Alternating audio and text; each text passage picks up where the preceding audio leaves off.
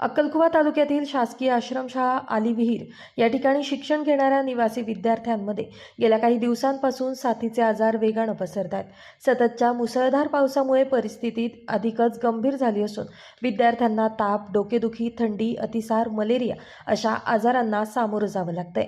या परिस्थितीमुळे अनेक विद्यार्थ्यांना अक्कलकुवा ग्रामीण रुग्णालयात दाखल करण्यात आले.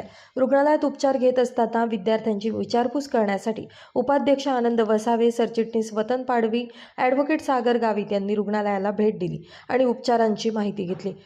स्थानिक प्रशासनानं वेळेत लक्ष दिलं असतं तर विद्यार्थ्यांची अवस्था इतकी गंभीर झाली नसती, अशी प्रतिक्रिया यावेळी भारतीय जनता पक्षाचे अक्कलकुवा तालुकाध्यक्ष नितेश पाडवी यांनी व्यक्त केली. स्थानिक रहिवासी असल्यामुळे त्यांनी तात्काळ घटनास्थळी धाव घेऊन विद्यार्थ्यांची विचारपूस केली आहे. उपचारासाठी दाखल करण्यात आलेल्या विद्यार्थ्यांमध्ये रीता वसावे, नंदा वसावे, हिना वसावे, महिमा वळवी, लक्ष्मी वळवी, सेजल नाईक, दीक्षित वळवी, स्नुहानी वळवी यांचा समावेश आहे. माझे नाव हिना वसंत वसावे. काय होतं बाई?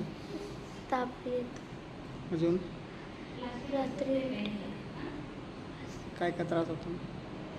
ताप आणि रात्री किती दिवसापासून? काल रात्री खूप ताप आला.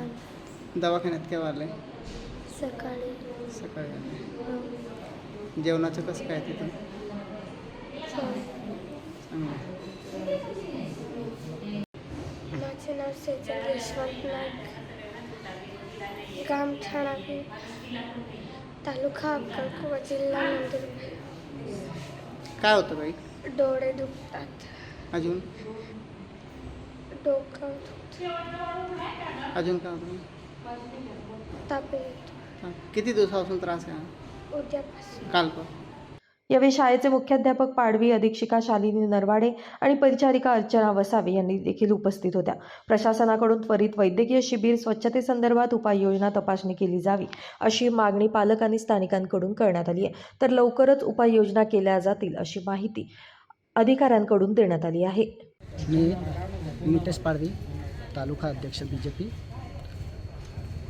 माझ्या सहकाऱ्यांसोबत आम्ही अलिवीर आश्रमशाळेत येथे व्हिजिट दिली.